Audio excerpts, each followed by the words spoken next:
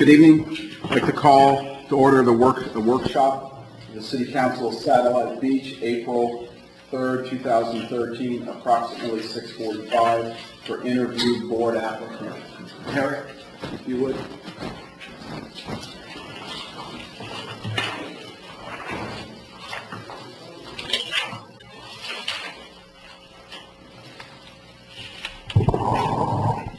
Good evening.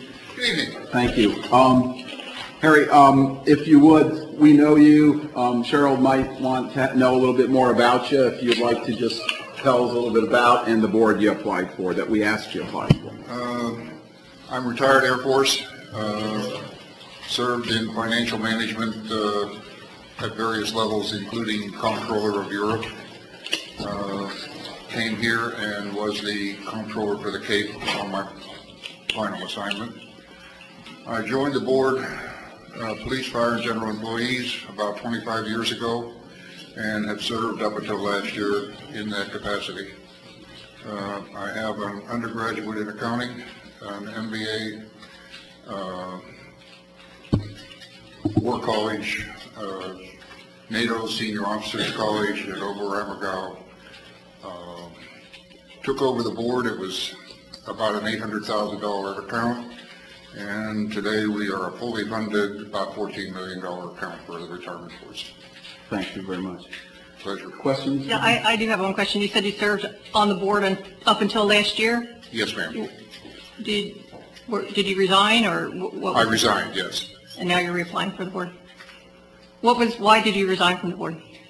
Personal matters. I couldn't handle the position anymore.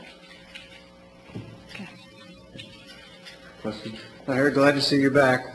You've been missed, and your contributions to the city have been huge. So thank you for jumping back into the game again. We appreciate it. I appreciate it. Thank you, sir. Harry, thank you. I know I'm the one that contacted you, and thank you for stepping back in and helping us out. My pleasure. Thank you. Good, enjoy it. Any other questions? Hearing none, thank you very much. Any other applicants? Okay. Hearing none, meeting's adjourned, and we'll start the council meeting in approximately 10 minutes. Yes, sir. You can tell the two down there. Unreasonable demands fell on our city clerk. It was unfair, it was unreasonable, but she kept going. She worked hours that you cannot believe and never flinched, never quit. And so I say kudos to our city clerk, Lenore Alexa, for helping us to stay afloat during that time. And we all know now that the light is visible at the end of the tunnel. And so, Lenore, I thank you so much for all that you have done to help the city over the past year.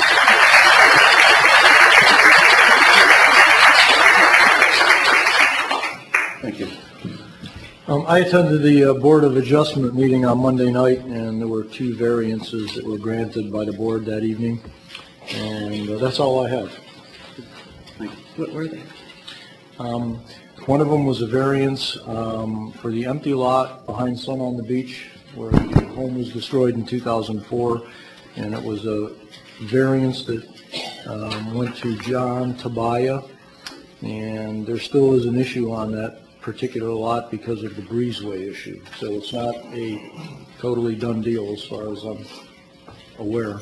The other one was a house on Beach Street, and they are putting an addition behind their garage, and needed the variance to accommodate the space that the addition was going in. That's it. Thank you. Ready? First of all, I want to apologize. I have not been receiving my city email, so for those of you that have emailed me, unfortunately I haven't been getting your emails, so when I do get up to speed, I will make sure I get in touch with you. Please continue to call me. I'll be happy to respond to you. It's been a few weeks. Also, I think for those of you that were in attendance, I was battling the flu, so I missed a meeting, and then I had a commitment with my children last week during spring break, so I apologize for missing the one meeting. And so some of these things are kind of old, but I'm going to give you updates. I did attend Scotty Culp's memorial.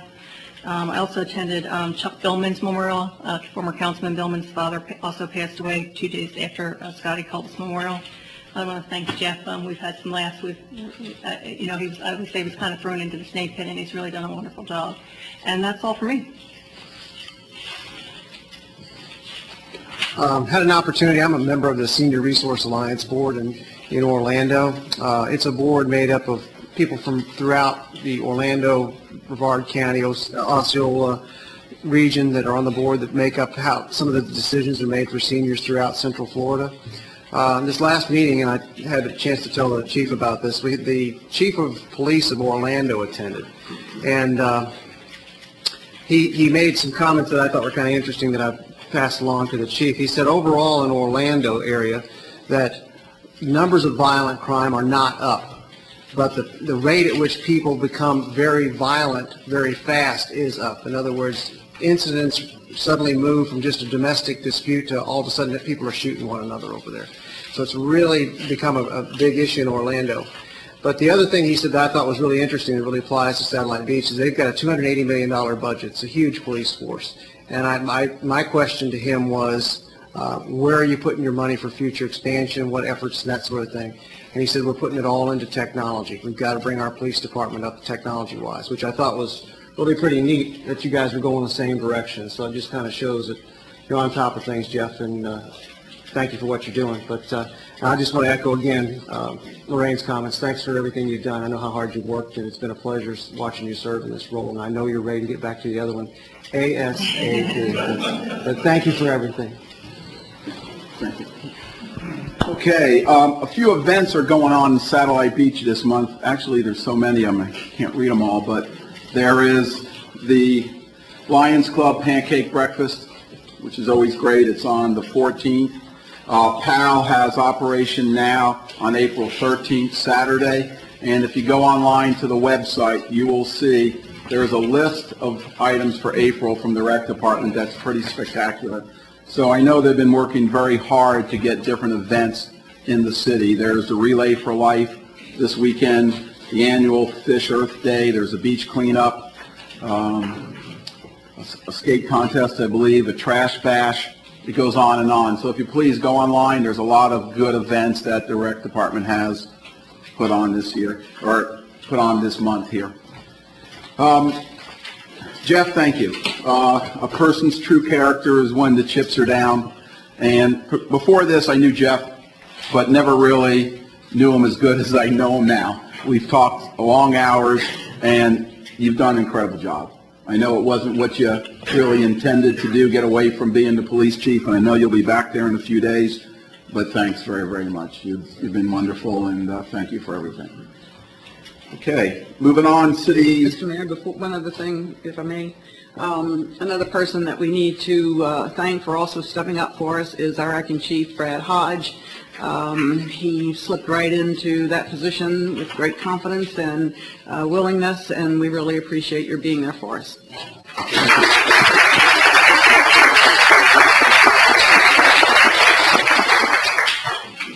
Okay, city attorney. I have two items. One of them relates to the property at the corner of Cassia and South Patrick. I believe each of the members of council is aware of the fact from a CRA meeting that there is the site plans indicated an encroachment of Cassia onto the property. As a result of that, we went ahead and got a survey done of the property and a legal description for the portion of the encroachment. And I have not spoken with the owner directly, but John has, and it's his understanding that the owners of the property are willing to execute a quitclaim deed to the city for that property as long as that essentially triangular portion of property can still be utilized for land development calculations, such as setbacks and those types of things. So they're willing to sign it as long as the city council would agree to do that. The city has done that at least in one prior instance. It was a while ago, but the city has done that at least once before. And I need a motion from council to do that if that's what council wishes to do. I'll make a motion to enter into an agreement with the property owners on that portion of the property that would be coming to the city that would allow them in the future to, Well, actually, it doesn't need to be an agreement. It just means that the city would be willing to accept a quitclaim deed with the reservation that I just, I'll make a motion that the city, Do some. so moved. I have a motion by Councilman Montanaro. Do I have a second? Second. Second by Vice Mayor Brimer. Any further discussion on council? Opened up for public comment? Hearing none, bring it back to council. Lenore? Councilman Dean? Yes. Councilman Bowman? Yes. Vice Mayor Brimer? Yes. Councilman Montanaro? Yes. Mayor Bronte? Excuse me. You're fired. Yes, yes. I take back those good words. Okay. the other item is that I started the issue, or reviewing the issues that were contained in Mr. Meacham's March 6, 2013 letter that council had requested I investigate the 3 issues that were included in there. Because of the other issues that have come up in the last 2 weeks regarding the city manager contract and the meetings, and that I was not able to complete it. I don't know if council wants me to give an interim report or wait until I have it in writing and you have it. I can provide comments about some of the issues that are raised in there, but however. I would like that, since I did not attend the meeting. I did listen to the audio, but I would like an interim report. I can, whatever. I'd rather not piecemeal this thing, and I'd like it in writing, something that we can see beforehand, and then have a knowledgeable discussion about it. Okay, well, I was not in attendance at the meeting last week, unfortunately, to a previous commitment during spring break with my children. But I did go back and I did listen to the audio. And for the public out there, the 2 supposed allegations against me were that I'm friends with Bridget Gorsch and that I was apparently texting her during the meeting. So I wanted to put that out there for everyone. These are the supposed allegations against me. I know there were some other allegations against the former councilman regarding personal gain and things like that, but they're the supposed allegations. And I wanted to make sure that the public is very aware that they are the supposed allegations against me. If you would like, you could contact Jim and let him kind of bring you up to date where he's at. That way we get one report That's fine. from him on everything. We can make a logical decision. Is that okay, Jim? That's fine. Is that? Oh, yeah. I mean, I can tell you I've contacted everybody that's mentioned in the letter, I'd rather including, you finish the report and then we have it Okay. at one time. Is that that's okay? all I have. Yeah, that's fine. Okay. Is that it? Okay. Moving on to agenda item number 6. Jeff, your last report there? Yes, sir. I was asked recently about the status of the fleet services agreement with Brevard County Fire Rescue, and that agreement was sent to Brevard County. There was some concern about some liability, so there was a kind of a hold on it until they checked that out. They checked it out. Everything seems to be perfectly fine. So they will be adding that fleet services agreement to another interlocal with Brevard County Fire Rescue in the near future, and that is in the works, and it should be very, very shortly that gets all done and sent back for review. And as of, currently the fire department's being done by their Hallmark apparatus, which is what they've been doing. So until that gets set and they can switch over, but it's in the process, it's done, it shouldn't be too much longer. I just have a question. Do we have a contract with Hallmark Apparatus for services? Do you know? Isn't it, where's Don, he's here, is it just a case by case? Yeah, Oh, okay. just a case by case, yeah. And then if I remember correctly, the agreement, because the liability issue has been resolved, will go to the Board of County Commissioners for approval and then come back to us for approval. I believe so. That's all I have, sir. That's it? Thank you. Moving on, agenda item number 7. Police Department Annual Awards.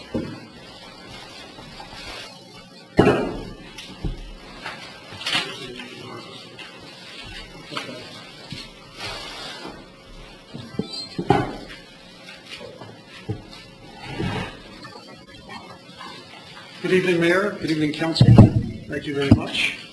just want to know before my term ends, am I allowed to issue any pardons in the next day? I'm not sure how that works. Depends upon who they are. This is a fun time of year for us because we get to recognize our officers of the year, dispatcher of the year, and all those good folks that do hard work for you and us all the time.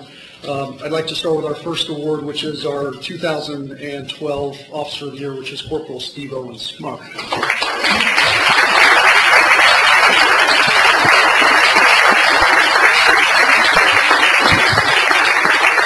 Just a couple quick words about Steve, and then I'll read his plaque that describes his year. But as a canine officer, you know, taking a dog not on patrol, just on patrol, the training commitment that's involved in that, the discipline, the personal commitment, not just by Steve, but by his wife and his child at home, because you don't put the dog in the locker at the end of the day. It's got to go home with you, and it's got to be fed and watered all the time. And the training commitment is tremendous, and Steve has done a really great job with us, with Astor.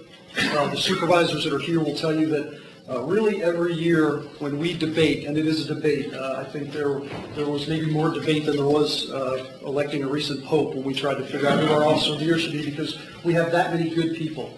And Steve Owens' name is always seeming to be in the name of 2 or 3 officers that does an outstanding job year after year, consistent police work, showing up to work and doing good quality work all year long. He has a variety of arrests, which I'll read a little bit about.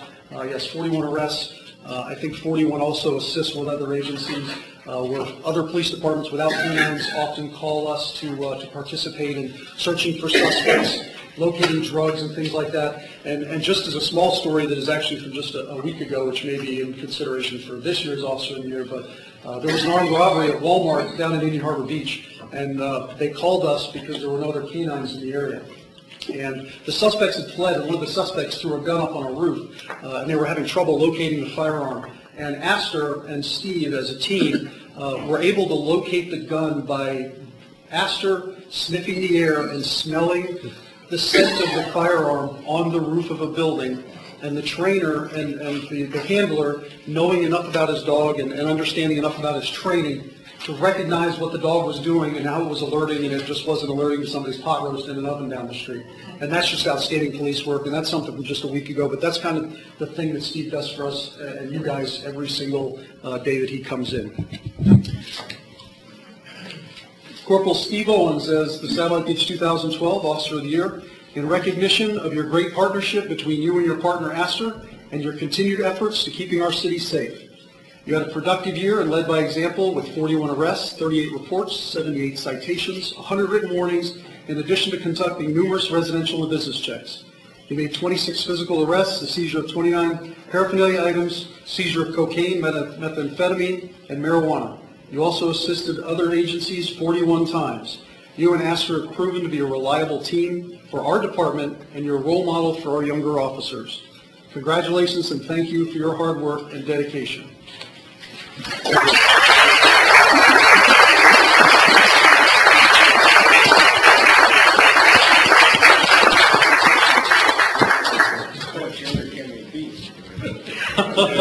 Did you want to say something, Steve? No, thank you.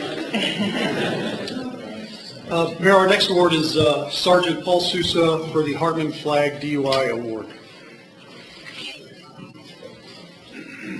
Paulie. I don't think it's any secret to anybody that Satellite Beach has a commitment to very strictly enforcing the DUI laws in the state of Florida since the tragedy that took Ed Hartman and Phil Flagg's life over 20 years ago. I know Chief Pearson and I were both on the scene that night, so it hits a special spot for us. But also we passed this on to our officers to encourage them to get out and strictly enforce DUIs. We have a zero tolerance DUI policy. I believe Sergeant Sousa has received this award 8 previous times, memory serves, and this is his 3rd year in a row. Correct, Paul? It's your 3rd year in a row.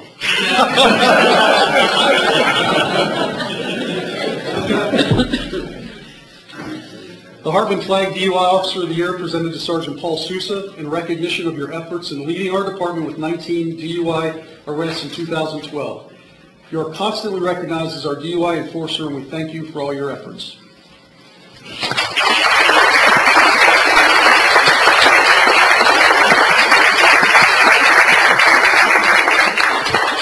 And last but certainly not least is our dispatcher of the year, Mary Johnson.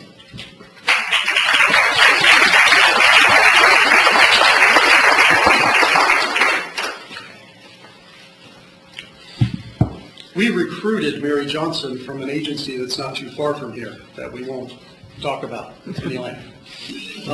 Mary has been with us for 20 years, on and off. She started when she was 9. It was a program from an elementary. Mary came to us in April of last year. Now, if you do the math, she got the Dispatcher of the Year award, and she started with us in April. She had been a part-time dispatcher with us, but we hired her on as our dispatch supervisor. And coming in April, we had a team of assessors from the Commission for Florida Law Enforcement Accreditation show up in late June, early July, to begin probing our police department in every division. And we introduced them to Mary, and we broke Mary in by introducing her to them. And that really got her started with the Satellite Beach Police Department as a supervisor. She did an outstanding job during this audit. We had another group of auditors from the Criminal Justice Information Services, which is run basically by the FBI.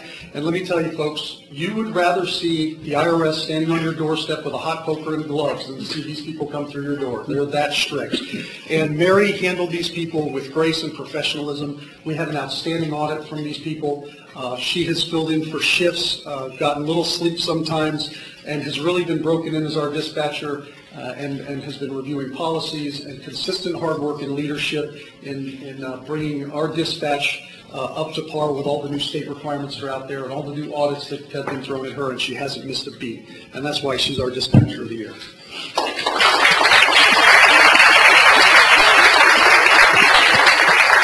Communications Officer of the Year for 2012, Mary Johnson, in recognition of your efforts and leadership over the last year, where you made significant changes that enhanced the services and provided the highest accountability for various audits and inspections. You have become a proven leader and improved the operating efficiency in the Communications Division. You go out of your way to help others, and fair and honest, and you're always available when called upon. Thank you for your hard work and leadership.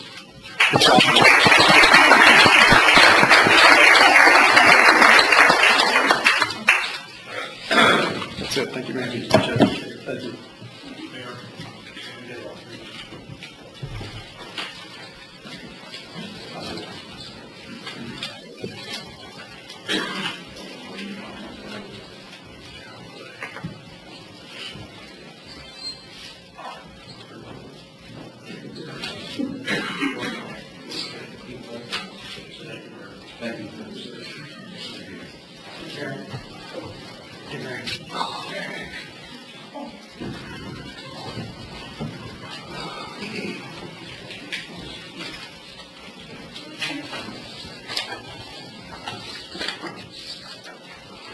Okay, moving on to agenda item number 8, discuss take action on site plan review for Complete Air and Heat. John, thank you. Good evening, everyone. Tonight, staff is presenting a site plan for council approval. It's located 1395 South Patrick Drive. Currently, Complete Air is located in that building. The intent of the site plan is to enclose 3 walls under an existing canopy and on existing foundation that's already there. The purpose of that is for an expanded sales area and a reception area. It's approximately, let's see, somewhere around 300, excuse me? I think about 700 square feet. 700, thank you, Gary. About 700 square feet. And it's a pretty simple addition. And all the departments have looked at it and made the recommendation for approval. The only 2 comments that came back was one from the beautification board that it recommended that a height tree on the property be removed. I saw no code requirement for that. However, I did convey those recommendations to the applicant. And the other one was addressed by the city attorney as opposed to encroachment. Thank you. Council comments? Recommend approval of the site plan as submitted. Second. Okay. Motion by Councilman Gott, second by Councilman Montanaro to approve the site plan as submitted. I actually have some comments. They're, they're staff questions on, also probably some questions for Jim. I'm looking at the site plan requirements and I see a survey, but I don't see any document signed and sealed by an engineer. Can you explain why we don't have any document signed by an engineer? Or actually, the code says site plan shall be prepared by a registered architect, engineer, or landscape architect. Agreed. Yes, that is one of the items that is under review with the changes that are going back to PZAB for site plan requirements.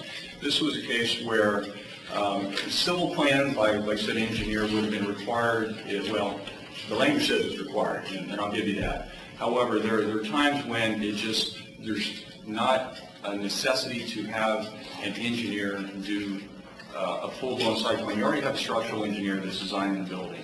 This is a case where there's no dirt being turned. This is an existing roof, an existing foundation. There's no underground work going on. And to additionally require to have a second engineer provide a plan that a state licensed surveyor can provide that documents the same information, I think is an additional burden that was unnecessary to put on the applicant. And that was the reason why I chose to do that.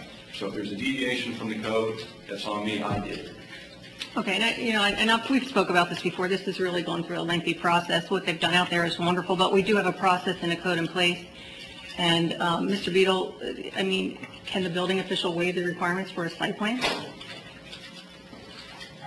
Generally speaking, no. I mean, whatever the code requires, it requires. Well, the council can waive it. I don't know, the council can waive a code requirement. All I know is that Maybe, the only, I mean, I don't, what's the best way to say this? If the code requires something to be submitted, then that's normally the way it is to be done. The issue in this case, if council potentially wants to do this, is if it's a de minimis variation or variation from what is required because of what's going on with the site, then then maybe council can look at it that way. But for the council to quote unquote waive a requirement of the code when there's no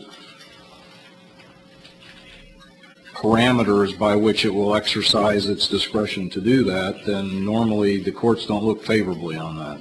Normally you have to have some sort of criteria on how you will or won't waive a requirement. Well, and we've talked about this before. I think the requirements for such a minor site plan, a minor addition, is absolutely ridiculous, the process they had to go through. But I think to protect this council, instead of making a quick motion, maybe the motion is made to say that the plan is not signed and sealed by an engineer or not following our own process, just to make sure we're covered. I mean, we have requirements for site plan approval, and they need to be followed. If they need to be changed, they need to be changed. But I just want to make sure that the motion is done properly and in accordance with our own law. I would be willing to entertain seconding a motion that basically says something to the effect that, based on the building official's interpretation of the fact that it was done by a structural engineer, and the fact that it is something that is not turning dirt, it's basically putting up 3 walls, and I understand what, Kurt, you've gone through just to get this done. So, we've been accused of being a business unfriendly city for years, and we're trying to do something to help our businesses, and I want to be able to move forward with this tonight and make sure that, you're able to do this. So I don't know, Lorraine, how you want to amend the motion, but I'd be willing to second it, based on the fact that we understand that we're doing something that's outside the parameter of what the codes call for, but we're here to accommodate as best we can a business person in our community who's trying to do something that, according to our building official, is something he's comfortable with doing. If I can suggest something, I mean, based on, it sounds like council does want to consider it, is that council could look at this as that it's a de minimis deviation from the code. The building is already a pre-existing building. There's very little site work that's going to be done. So, looking at it in the holes like that, then you could use that as a prefatory language for the motion to approve. Because all of the requirements of the code are being met with the documents that have been submitted, here's my motion, catch this, Lenore. And any further work on the part of the applicant would be nothing more than harassment. I recommend, my motion is to approve the site plan acknowledging those facts. Second. I have a motion by Councilman Gott, second by Councilman Montanaro. Further discussion? So the de minimis, all that stuff, I just want to make sure, not only, I'm concerned about the applicant as well. Well, he's went through all this effort. Yeah. And I'm for it, but I want to make sure we do it within the law. I mean, what are we, where are we, Jim, here? I mean, going to be done this way and not come back to bite us? I mean, we need to, it seems like it's going overboard to do it, but the law is the law because the code's there. So where do we sit there to keep ourselves?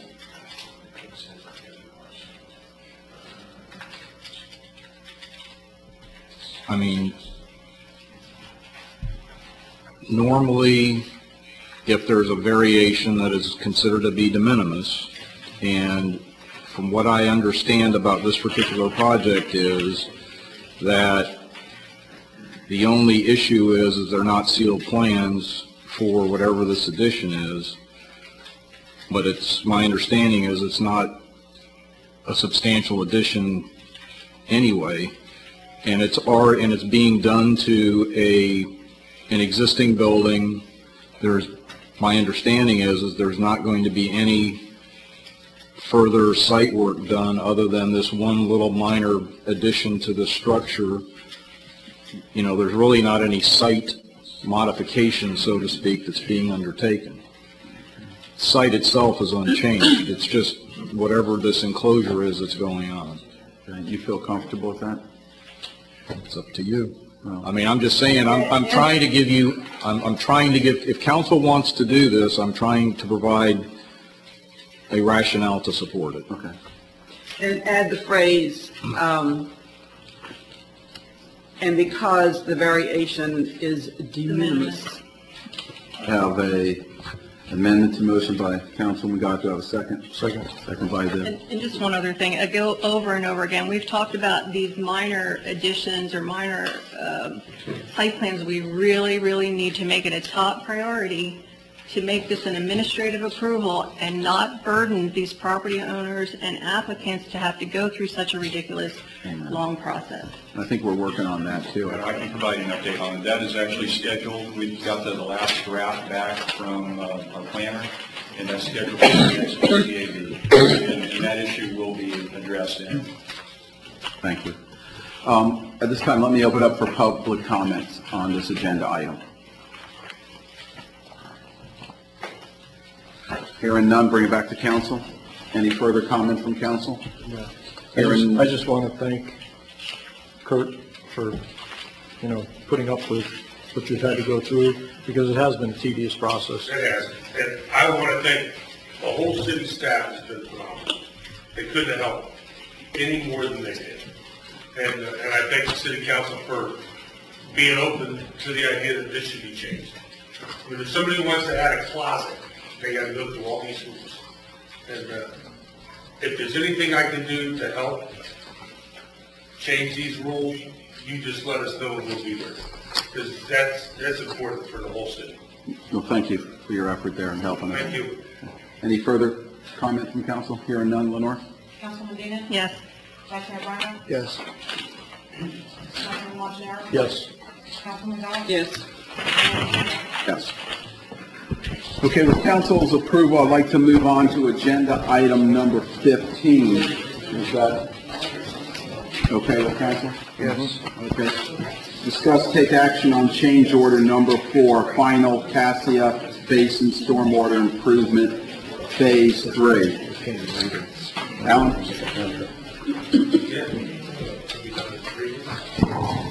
Good evening.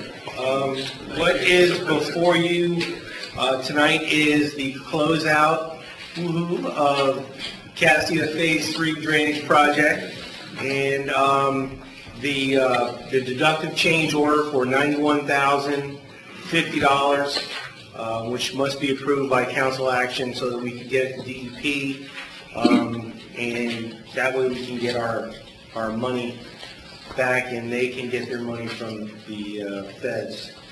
The federal government is pretty much bugging them to get that money spent, so they like to spend it and we'd like to get it. So that's basically it. The CRA portion came in $17,000, 767 under budget, and the main portion of the project was $73,283 under budget. Do you need that 51 cents tacked on there? 51 cents. Huh? No, did I forget to put the 51 cents in there? Yeah, well, the material that we have, the backup is 91,050 and 51 Oh, cents. I'm sorry, yeah. Question, Alan. We will be, then the CRA will be getting back 17,000? Well, that won't be spent from the CRA funds. Okay, and then how about the 73? The 73 won't be spent. From- Actually, our match won't, that will be the portion of our match that won't be spent. And that money came from originally? Stormwater utility. Okay. Move to approve change order number 4, final. I have a motion by Councilman Gott, second by Councilman Montanaro. Do I have any further discussion from council? At this time, open up for public comment. Any public comment on agenda item 15? Hearing none, bring it back to council. Lenore? Councilwoman Dean? Yes. Vice Mayor Bryan? Yes. Councilman Montanaro? Yes. Councilman Gonzalez? Yes. Mayor Patino? Yes. I'm going to, at this time, with permission from council, move on to agenda item number 11, update on Communities for a Lifetime. Mark, are you the Yep, I'm the lead lead on on that. this? Yes. Lenore, how do you want to do the PowerPoint?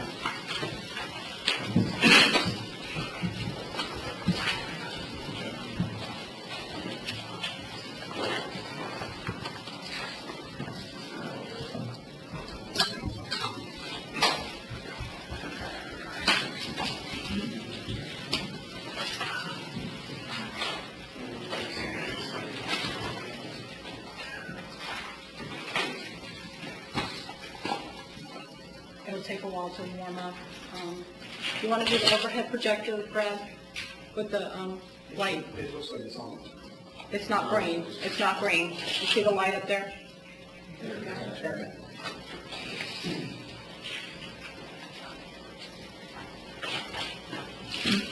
Okay, I'm going to get started while that's coming up. For many, many years, this goes well back into the David Schechter and to Bob Boleyn initiatives. We've tried to make this community where it was a very cohesive area for people of all ages.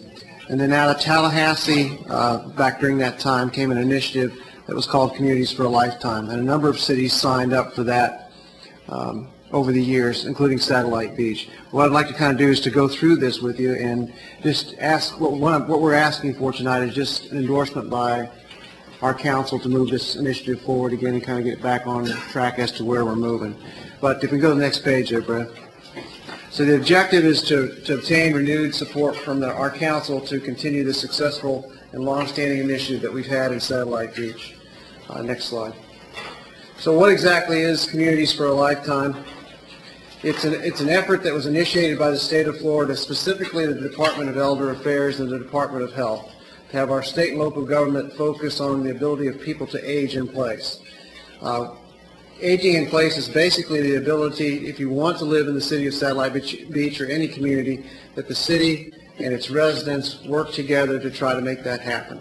For example, some of our assisted living facilities that we've got on Jackson were brought in several years ago, and that enabled people to transfer from Grant Street or Lee Street or whatever into an environment where they could still stay in the community, keep their friends, be involved with the recreation department, any number of the things that they'd like to do that made Satellite Beach so special.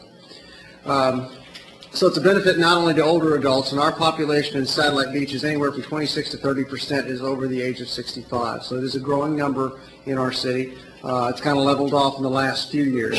But you go through a number of houses in the community and you see that grandparents are living with children and grandchildren and sometimes friends and that sort of thing. It's only because the economy has changed, but we see a lot more people working together and living together in the community than we ever did before. Next slide. So historically, Satellite Beach has been an active member of CFAL since the early 2000s when we really got involved in this process. There are 17 municipalities in the Brevard County, and all are members of the CFAL. The first one to come on board, I believe, was Rockledge, and then from there it was Cocoa, and Satellite Beach came on about 5th or 6th, I believe. But over the years, Satellite Beach has received not only local but national recognition for some of the things that we've done in our community-based activities. Don Hughes has received a number of recognition for his efforts in the fire prevention, fall prevention area. We've also received an award from the Environmental Protection Agency for the way our city was laid out and a number of the activities that we have. That was back in about 2004, I believe. So we've really led kind of not only the city but the county and state in this initiative as we've kind of moved forward here. Okay, yeah, go ahead and hit the next button. So what council has is part of a document that the department heads have been working on, and I've been working on for about the past 3 months, and it's called Enhancing Community-Based Volunteer Participation Programs. It's about a 55 to 60-page document that kind of lays out everything that we've been working on. And this document, really what it does is it acts as an opportunity for us to secure additional grant funding that's coming out of Tallahassee from the Department of Elder Affairs and from the Department of Health. It also outlines opportunities for soliciting volunteer support and opportunities for not only partnering with the DOH, but the Brevard County Commission on Aging, as well as other municipalities. I know I've talked to Rocky Randalls, the mayor of Rockledge, and he has some partnering opportunities that we can engage in with them as well. So at this point, what I'd like to do is we've got some people that are going to come up and speak and just kind of give us an overview of how Communities for a Lifetime has worked, and I think the first one up is Don Hughes. Don?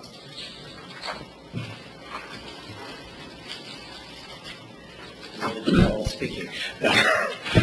Just real quick, and I'll talk about the fire department's initiatives that we had and where we're at with them as it relates to CFAL. Basically our cornerstone program, as you know, was our fall prevention program for seniors. And in the year that we started into 2007 and going into 2008, after we kicked that program off, we actually reduced fractured hip calls by 73% over a 3-year period. And some will say, well, okay, it's a fall, but when it's a senior who falls and breaks a hip, about 25% of those seniors are going to die within a year of that injury, and actually the numbers are even probably a little higher than that. And so, you know, we did well with the program. We've had to ratchet it back a little bit because we've all had the fiscal constraints that we've experienced, and we're working on ratcheting it back up. Our second program that we kicked off, and we're still kind of morphing through this, is our community paramedic program. It has taken a couple of different iterations. Essentially what the scope of the program was designed to do was for those who are 65 and older and who are basically, as we call it, chronically ill, but this is somebody that's got medical issues. They take multiple medications, but they are not quite sick enough to have home health care, and that's really a huge gap, a large group of people. The goal of that program was to help keep them tuned up, because what we find from the 911 side of the house is that when we respond to Mrs. Smith's house for respiratory distress, when you listen to all the things that are going on 4, 5, 6, 7 days earlier, something simple started. And if it had been addressed then, we wouldn't be at the point where we're dialing 911 at 2 o'clock in the morning, and now she's getting a trip to ICU for 3 days. And so the idea behind that program was to help people and keep them tuned up, if you will, healthcare-wise. And, as I said, we've gone through a couple of iterations with it because this is really, I have to be frank with you, is very groundbreaking in EMS. As a matter of fact, next Wednesday I'll be traveling to Tampa to listen in on a discussion on community paramedicine and working on a process where we'll bring in a program from the Mayo Clinic in Minnesota. And the whole goal behind this is later on down the road is actually going to be the ability for billing for Medicare and Medicaid. That's kind of where we're looking at going with this. It's a long road, and it requires resources, and it requires staff to do so, and the people that we have involved in has been very engaged and done a good job, and we hope to give you something even better to report later on down the road. So, Thank you. Carrie? Well, the recreation component of Communities for CFOL is to get people engaged in the community, either by way of special events, educational programs. A lot of times we try to get them to volunteer for different activities. The educational programs that we do for the seniors in our community either relate to health issues, staying active in the community. We also will do exercise programs, and we try to do programs starting at the ability levels of minimal, which would be like a chair yoga, all the way up to a high-intensity cardio. So that's pretty much what the recreation department does, is we kind of support the community just in a positive way. That was easy. Thank you. Linda?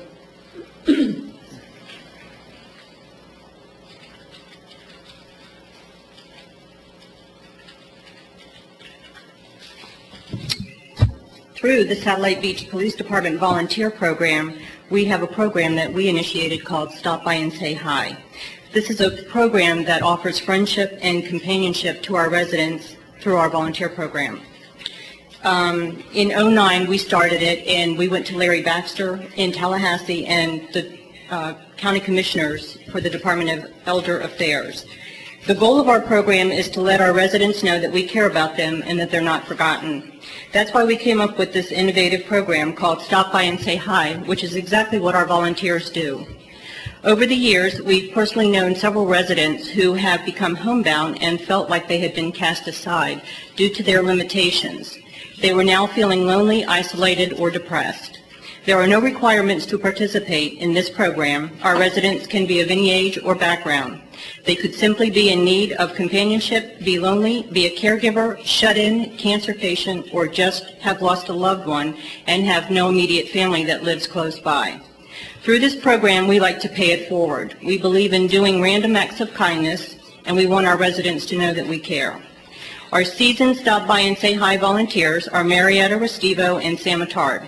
On occasion during their visits, Marietta has provided some home-cooked meals, baked goodies, and Sam has helped with minor repairs. My personal interest is with cancer patients who may be alone and be going through treatment. I provide encouragement and confidence during this scary time in their lives. After all, isn't that what good friends do for one another? Our hand-picked trained volunteers are an extension of our eyes and ears, and they go out as a team when making these friendly social visits to our residents. This team understands the dynamics of where our residents are coming from because they too have life experiences, suffered a loss, been a caregiver, and can relate to how it feels when you don't have family living close by. This unique team of volunteers truly do care, and they have already made a difference in our Stop By and Say Hi program. Over the last 4 years, they've had a major impact in our community, and this program has been received with open arms.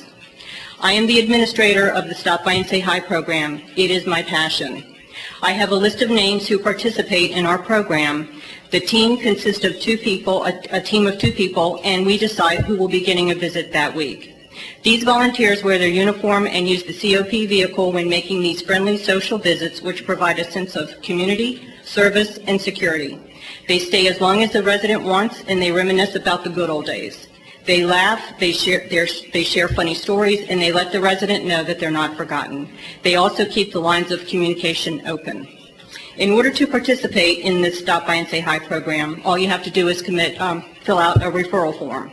Once these are filled out and they come to me, then anyone who cares about a family member, neighbor, loved one, or even if they want to recommend themselves to the program, all they have to do is complete the form and we get it. It provides a brief background about the resident we're about to visit, and during our initial visit, we let the resident know that they're cared about from the person who gave us the name, and then we provide a package of information that I have that I'll pass out to you. And it's all the city resources through the rec department and the fire department. Our visits are confidential. We never do anything without the residents' permission. Our volunteers make weekly social visits anywhere from 2 to 3 hours, seeing as many residents as possible. Our residents dictate how often they want us to visit and how long they'd like us to stay. If they're not interested, we don't intrude. If they no longer desire our visits, we move on. Our volunteers are simply trained to provide friendly social visits to anyone who could use companionship. We keep the lines of communication open by answering simple questions, and if we don't know the answer, we get one for them. Our residents still feel like they're part of our community. We keep our residents engaged through our city resources and enlighten them to stay active if they so choose. Our fire department is wonderful and provides valuable services such as slip and fall prevention and home safety inspection program. Our recreation department is awesome and provides many programs for people of all ages to participate in. They have additional resources including Neighbor Helping Neighbor. We do not allow our volunteers to be in an abusive or threatening situation. Our volunteers are not there as substitute caregivers. Our volunteers are simply there to provide companionship, brighten someone's day, and keep our residents engaged. Our Stop By and Say Hi residents have been thrilled to participate in this rewarding program because they were chosen by someone who simply cared. It made them feel special and needed. Through this program, we as a city and the community stay proactive. Through our joint partnership with the fire department and the rec department, we bring awareness to the slip and fall program, home safety inspection, and Neighbor Helping Neighbor. Through all of our connections, we can network to find other resources and provide solutions. This Stop By and Say Hi program is so simple and yet the most rewarding thing I have ever been associated with. Our volunteers and our residents benefit from these friendly social visits because their spirits are uplifted, they remain engaged in our community, and the lines of communication remain open. They're validated that they haven't been forgotten, they embrace the companionship, they love to see us come, and they hate to see us go. Our volunteers give back to their community, and the community also gives back to them. This is an exciting time for our city and possible future endeavors. CFOW has proven its success over the last several years. Satellite Beach has taken the lead and remained progressive in looking out for our residents through various programs and departments. We need to be united in moving forward and would like to also formulate joint partnerships with outside agencies to further enhance our resources. In doing so, we make Satellite Beach the CFOW model where we provide happier, healthier, and safer place for our residents to live. With everyone on board, the CFOW model could be shared not only with the state of Florida, but the country as well. Thank you, Mayor Patino and our elected officials.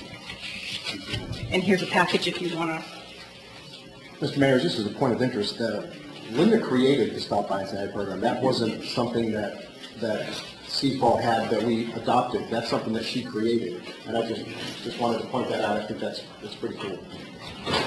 Thank you. Okay. Barbara?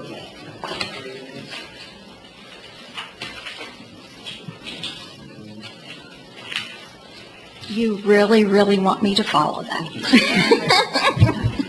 Well, in my mind, the focus of Communities for a Lifetime, CFOW, is to raise resident awareness and participation in services that support long-term community living by matching strengths and interests to the needs and opportunities, allowing residents to age in place in the safety, security, comfort, and privacy of their own homes.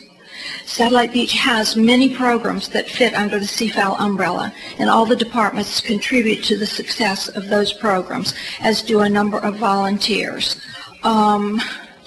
My goal as a citizen volunteer is to recruit more volunteers by raising awareness. There are many resources available both at local and state levels, and there are many, many people who need those resources. CFAL volunteers can make the connection between people and resources. I'd just like to share with you one of the exercise programs I happen to attend, and it's called 3H, Happy Healthy Heart. And it's an aerobic program, and I would say 30% of the participants are retired military men in their mid to late 70s to late 80s. About 40% are widows in that same age group, and the other 30% are just people.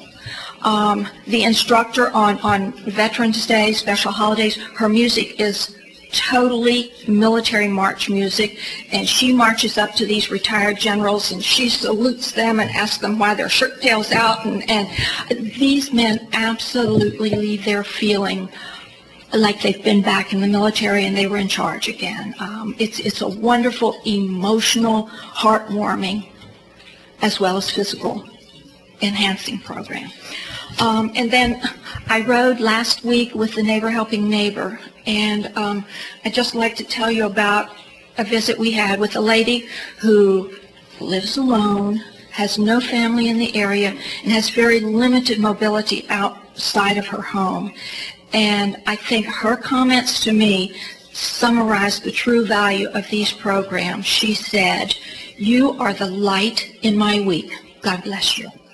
And I was blessed by that visit. And we just need to be sure these programs continue to grow, that we engage the community and engage our citizens. Thank you. Brad, if you could go to the last slide that's up there. Yeah, just hit it again. Yeah, just go ahead and just punch it all up. One of the things that we've tried to do, Council, is to, I think you've got a couple more buttons to hit there. Yeah, just keep going. Right, one more, there you go. Is we've tried to put together what we call a resident participation and volunteer model, so that if people decide they want to volunteer in a particular area to help a particular type of residents, they can call the primary number, which is the rec department. And I think, Carrie, they'll be put in contact with Jacqueline. Is that correct? With Jacqueline Gilcher. From there, Jacqueline will discuss with them some of the programs that they have. They may have them look online and see what they're interested in.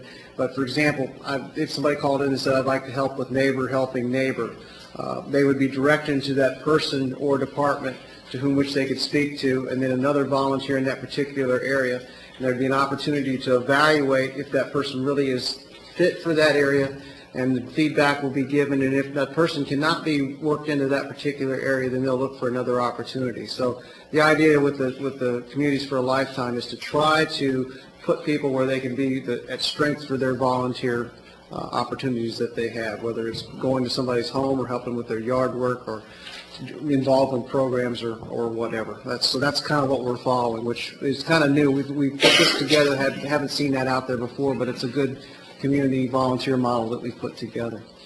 So with that, that's all I have. Basically, we're just looking for feedback from council as to, to continue to endorse the Communities for a Lifetime so that we can look forward to opportunities with grants and other things to continue to strengthen this initiative within the city of Satellite Beach. So with that, I'll stop talking. Thank you, Mark, very much, and thank you for all the participants. That was pretty fabulous. And thank you for all your time and effort you put into it. Council comments? Well, this program, when I was on council with Mark was the one that more or less initiated, the city moving forward on this, and I think it's been his passion over the years that he's been on council to make this happen for our residents. And I think this is a great program. I think there's we've got the departments involved. I think there's buy-in from the community, not only from the volunteer aspect, but from the people that out there that actually have the needs for these services. So, I think we need to move, forward with it. I'm not sure exactly, if there's any monetary buy-in on the city's part, but I think if we're looking at grants, and I think if we're looking at doing the things that this program outlines, I'm ready to reach out and take whoever's willing to give us some money to help us with these programs, because I think they're worthwhile in the community. Cheryl, any comments? It sounds like a wonderful program. I'm not there yet. I'm sure I will be. I know that many of my neighbors are there. And I definitely support it, and whatever whatever we can do. I'd like to help, hopefully bring in some volunteers that can assist with the program, and I'll be happy to get this information out. It would be impossible to listen to what we've just heard and say don't support this. So this is a fabulous program, and kudos to Mark and everyone else who has participated in this. This is another of those things that makes Satellite Beach so very, very special. This is a community, and it's wonderful to know that that kind of resource is out there, and that basically anyone who lives in the city never has to be alone, and that's a wonderful thing. Great. Let me open up for public comment. Any public comment on this particular agenda item?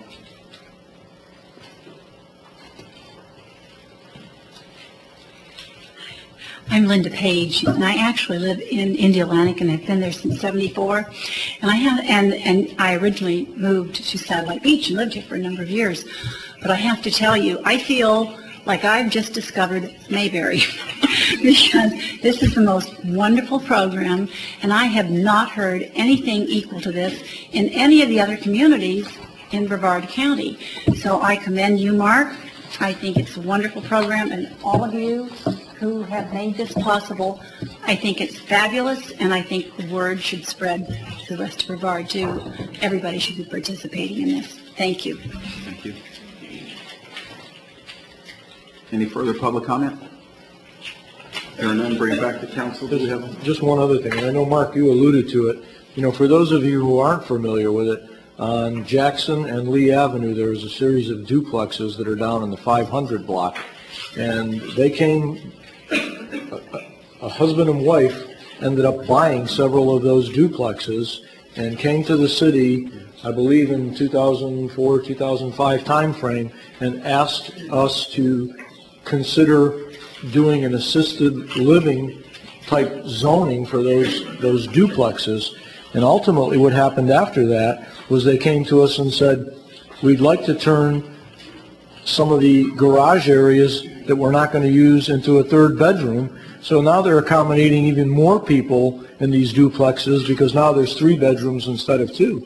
So this is a facility that's available for residents in our city, and there's several of them that are in use right now, and basically they're renting the other duplexes, and when they have the need for more people to go into these assisted living facility scenarios, they'll be moving them into the other duplexes. So we have this situation available for seniors in our community, and it's right across the street from our rec department. So, you know, it's just a wonderful opportunity, and that these people had a vision that there was a need in Satellite Beach for this, and they came to the city, and we've worked well with them, and we've partnered with them to make this happen. So, you know, it's out there. We need a motion to support? So moved. Second. Motion by Councilman Montanaro, second by Councilwoman Gott. Lenore? Opposed? Yes. Yes. Yes. Yes. Yes. Thank you very much, Marcus. Thank you. Thank you to everyone who presented tonight. Great job. Thanks for coming out and doing that. Thank you. Thank you, Mr. Very much. Okay, everybody ready to go on? Need a break or anything? Nope. Fine, okay. Moving on to agenda item number 9, discuss, take action on ordinance number 1064. Jim, can you please read by title?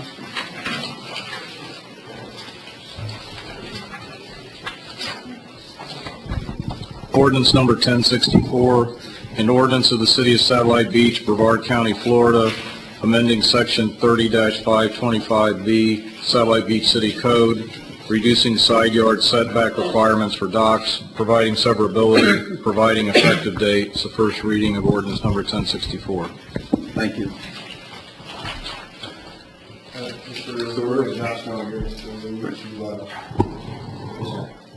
Thank you. For the record, I think I'll start.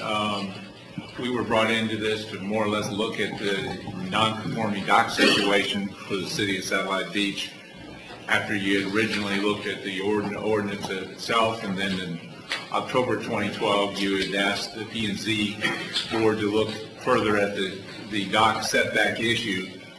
So we looked at what they had come up with, which I included in a backup memo that talks in terms of the recommendation after you had sent it back to them was that every portion of a dock structure shall be set back from the extended side yard line at least the distance required of the principal structure side yard setback within the zoning district the dock is located.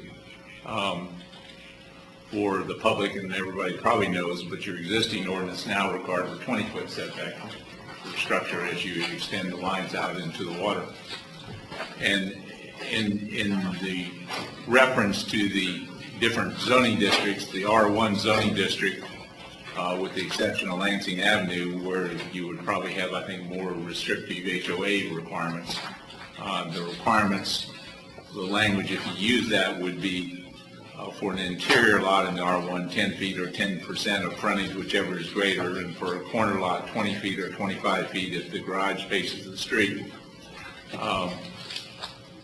We looked to, and I say we, my staff looked at this as well as, there's approximately 14 or 15 different communities and from my standpoint, from being a consultant across the state, we work in North Bay Village, and some of those are completely made of spoil islands where docks are important to them too, so I'm familiar with dock setbacks. And you have 14 at least surrounding jurisdictions that range from 7 of the 14 do not have any regulations covering dock setbacks. 5 of them have a set distance ranging from 7.5 feet to 25 feet. While 2 of them use the principal structure setback or the community to regulate docks. When I looked at the recommendation out of the PZ, the Planning and Zoning Board, what we looked in my office is that when you got into corner lots or you got into lots that had small cul-de-sac kind of situations, then the idea of the percentage deal would make it a little bit tougher to take care of if you ended up having a situation where corner lots where setback is 20 feet or 25 feet if the garage faces the street. We gave some illustrations where that sometimes can cause problems in terms of existing situations. We were given some materials to show existing lot situations and tried to look at that. And the one thing that bothered us from my staff standpoint to recommend the percentage is that when you end up having sometimes the greater street frontage, the lot itself may be shaped to where the water frontage is less, so there's really no correlation. So when you get into the percentage part or try to treat the sliding percentage on that, it's not a good situation. So our recommendation from my standpoint is to make a straight 10-foot setback rather than to have a graduated setback or for the corner lots in terms of having the percentage sliding scale. So we went back to the I don't know whether it was at one time you had a recommendation that would have been a straight side setback of 10 feet for the dock situation. And that's what we come up with. I'll stand for any questions. Thank you. Questions from council? Yeah. Can you give us an idea of using this 10-foot number of the non-conforming docks in the city? About how many does this correct? What I did today is I painstakingly went through it and looked at every dock in South Lake Beach. I went on the property appraisers, where you got the ability to not only look at the docks, but zoom in on them and scale them out to get a fairly accurate distance to the property line, using known references such as fences and other references that may be available to make a determination about where the property line is in respect to the dock. When I did that, What I came up with was there's approximately, not approximately, I mean, literally count them, there's 207 properties with docks out there. The first go-around, I had thrown out a number that was a little higher than that.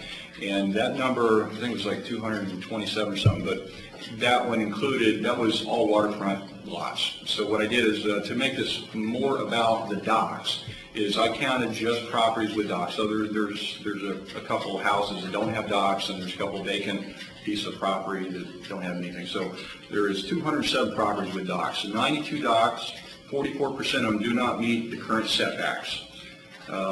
58 or 63% of non-conforming docks are located greater than 10 feet and less than 20 feet from the property line and would be cured by this ordinance 1064.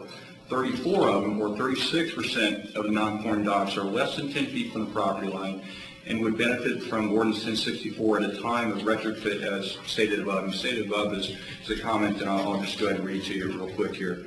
For those docks located less than 10 feet from the property line, when it is time to remove the non-conforming portions of the dock, less structure will be required to be removed. Additionally, greater ability will be provided to adjust the sitting away from the encroachment without losing square footage of deck space. This is primarily because now when you have to remove that dock, essentially you lose that non-conforming right.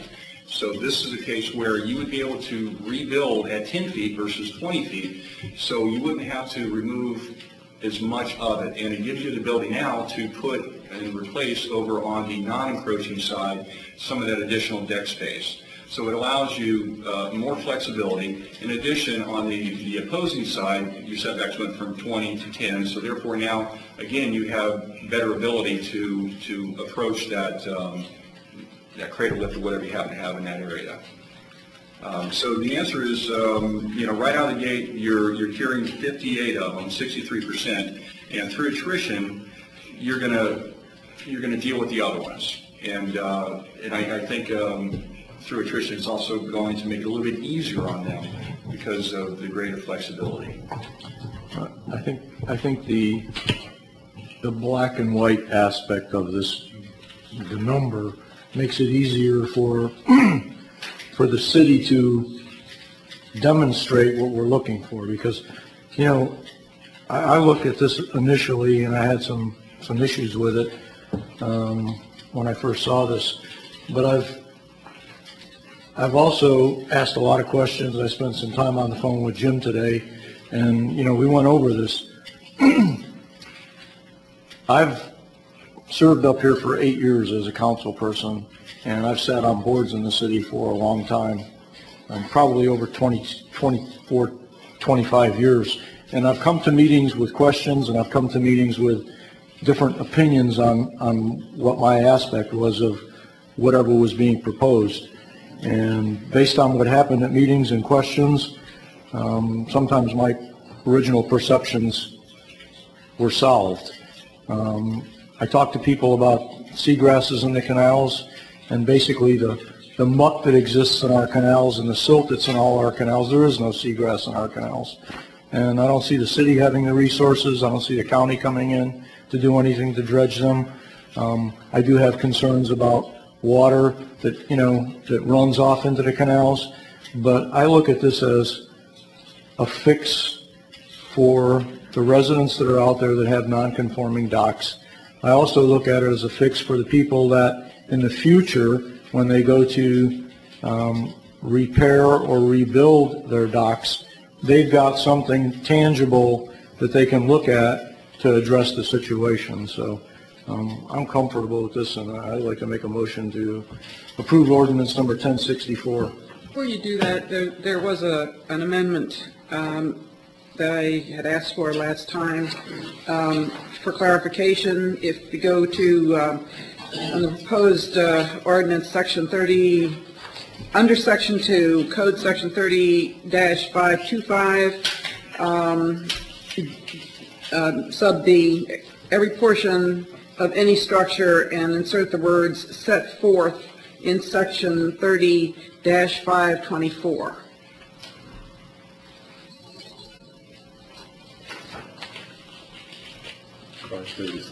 Yes. 24 or 25? No, we're on section 525, And we're referring back to section 524, which specifies that we're talking about docks, boat lifts, boat ramps, boats, piers, and mooring piles. Okay. And I will amend my motion to include that. And the other thing too is, I see this as, I have a motion by Councilman Montanaro. I'll say. I have a second by Vice Mayor Breimer. Okay. And the other thing I want to say is this is basically an ordinance that addresses setbacks. I think we need to go to P&Z, and I think we need to come up with something that addresses dock construction and possibly look at some language that addresses just the construction of the docks themselves. Because I also look at the technology that's out there with different materials that aren't as corrosive as wood. There's Trex out there. There's hardy plank type stuff. And I think if we come up with something that deals with construction of the docks, that might be something that ecologically is going to be beneficial in the future. We can come up with some of those things, with P&Z, and then come back with an ordinance that addresses dock structures instead of just setbacks.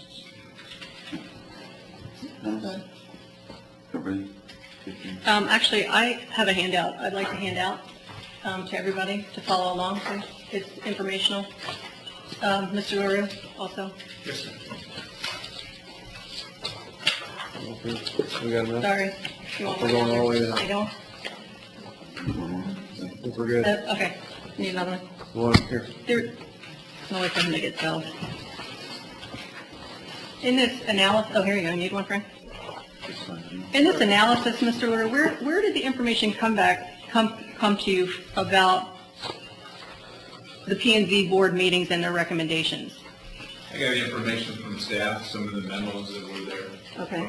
In this package, there in the beginning, there's a summary, and and this is historical data. I went back and pulled the minutes and also listened to the tapes of the Planning and Zoning Board meetings. On September 17th, 2012, staff, per the direction of the intercity manager, brought a proposal to the Planning and Zoning Board to consider blanketing or grandfathering all non-conforming docks in the city. Now, non-conforming docks can be legal or unlawful. I think we've gone over that before with Jim, although not at the December 5th meeting when this ultimately came to you guys and I was out on medical. On October 3rd, staff brings the blanketing of docks to City Council for consideration, even though the motion failed at Planning and Zoning. The motion was 3-3. The Planning and Zoning Advisory Board chose not to bring the blanketing and grandfathering of all docks forward to City Council yet, and the minutes are attached, and I'll get to that in a second. Actually, let's go to page 2, and that's the Planning and Zoning Advisory Board meeting on the 17th, where it talks about blanketing all of the, consider forgiveness for all non-conforming docks, whether permitted, modified, or not. And the reality is this, the subdivisions that are in the city, all of them, except for Lansing Island, were created in the mid-70s. We all know that. I wasn't here then, but I know some of you were. In fact, I think, Frank, your father helped develop a lot of that, the waterfront canals. We don't have any natural waterways. They're all man-made canals. And a lot of the docks that went in, I guess there was no requirements for setbacks. And in 1981, the setback requirements came in. So those docks that were permitted as part of the original subdivision are, and Jim, I'm going to defer to you, are legal non-conforming structures. Am I correct? That's correct. So I would like to know, in part of your analysis, how many of those docks are legal non-conforming structures?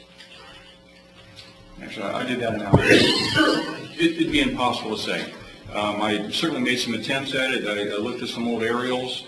The problem is that those old aerials are not that legible, and a lot of those docks that are shown on there could not be determined whether or not it was the dock that exists today.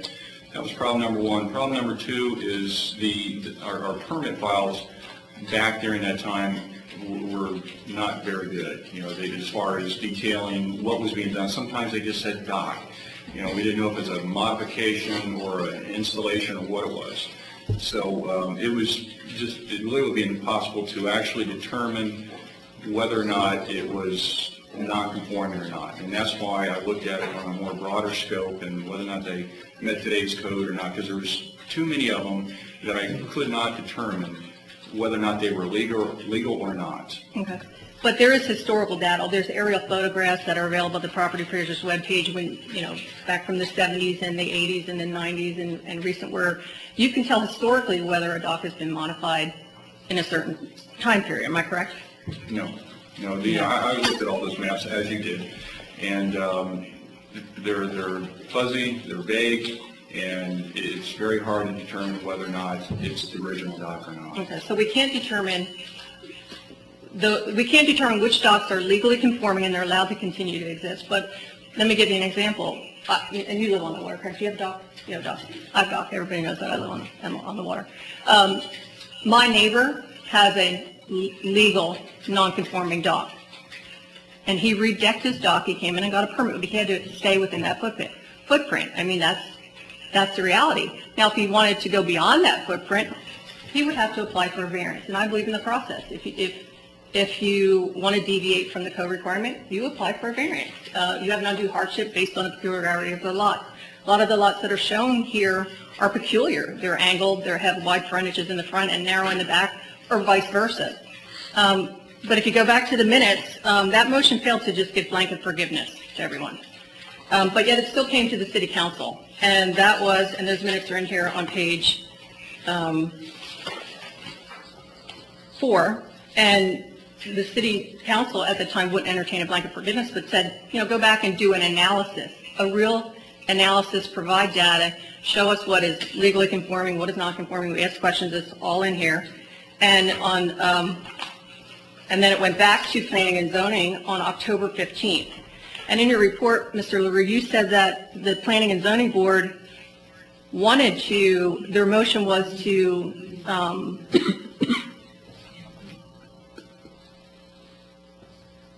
on the 15th, I'm sorry, adjust the frontage based on the primary structure setback. That wasn't the case. The minutes are in here, and they're on page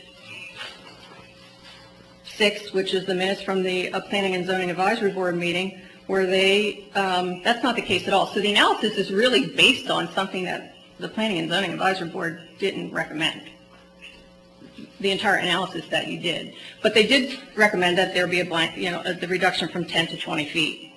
And that came, of course, to the City Council on December 5th. And those minutes are in there where I think, and I listened to the tape, where there was much discussion about navigability. If you put two docks, and I think these were Frank's comments, I wasn't there. If you have a property line and you have two lots, and both of them can build 10 feet away, and both boats are accessing, which we can't control because we're just saying, oh, you can be 10 feet from any property line, how does a reasonable sized boat, let's say a 24-foot boat, and Frank, you're a captain, access that boat slip? So I have a concern about navigability, and that's not addressed in this report at all. So just to blanket make a statement and say we're going to reduce the setback down from 20 to 10 feet, I don't see the data supporting that.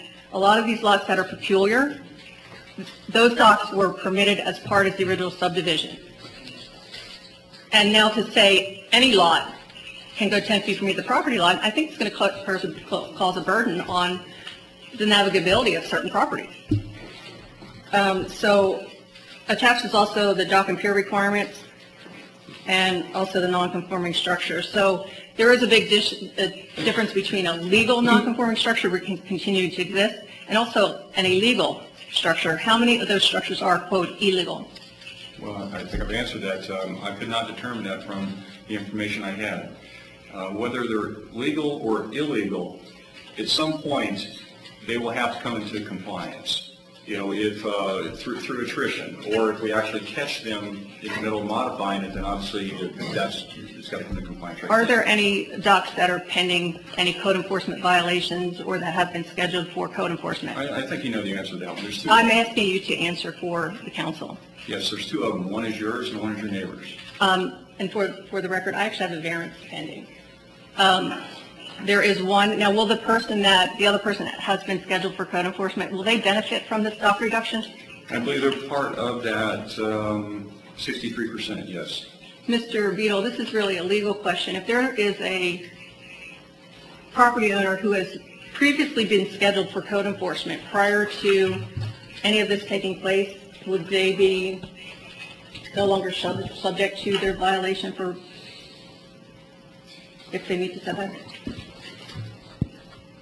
If an ordinance is adopted that would otherwise no longer have, in this case, make their dock non-conforming, then there would no longer be a code enforcement case against them, though. So, okay. Actually, and I am going to say this for the record, the reality is my property has a variance. It was approved in 1985. I didn't own the property then, but the variance runs with the land. In the interim, Mr. Stone contends that my dock wasn't built per the variance, even though it was inspected by the city building inspector. So I had to reapply for the variance, and I am in that process. But the reality is, I don't understand how two property owners that are linear, and you can put a setback 10 feet from one property line, 10 feet from another, not the peculiar lots, which have an undue hardship and can apply for variance, how one would navigate a boat in and out of those boat slips. I believe I need to clarify a statement that is incorrect. Okay. First off, I didn't tell her that it was built incorrectly. I told her that it was illegally modified. We have a survey from when she bought the property from her title company, showed what was existing at that time, which reflected the 10-foot variance that was given to the prior owner. And what we currently have, based on the arrows we have from the property appraiser and also a survey, shows that that dock has been illegally modified and is now 1.1 feet over on the neighbor's property. That's the issue she was investigating. I want to, hold on one second here. The issue at hand is an ordinance on a setback. Yes, it's not something about whose dock is legal and who's not legal. So I would like the discussion to stick to the ordinance. And I've always contended this. There is a process when you have a peculiarity to a lot, and that's the variance process. You meet those requirements, you get a variance approved. You go through the process, and if you don't justify those criteria and you lose the case, you can always appeal to the circuit court. But I think there's one other case that we are accommodating by approving the setback. And so I have a major concern with this. First, it was a grandfathering of all the docks, and then when the Planning and Zoning Board, the motion failed, then it came back to amend the dock setback, and one person basically is going to benefit from this. I believe 44% of them will benefit, and 63% of those non-conforming will benefit. And the problem with leaving it status quo is when you have 44% of those docks out there, 92 docks out there that do not meet today's code, you don't really meet that criteria for variance. The variance is to be unique and peculiar to that district. I don't see when you have 92 out of 207 docks, it's unique and peculiar at that point. I would think as a Board of Adjustment, you would be challenged to make a determination that was unique and peculiar based on that. However, if you deal with that 58 or that 63%, you now have less of them, so therefore you have more of a unique and peculiar situation. Okay, thank you.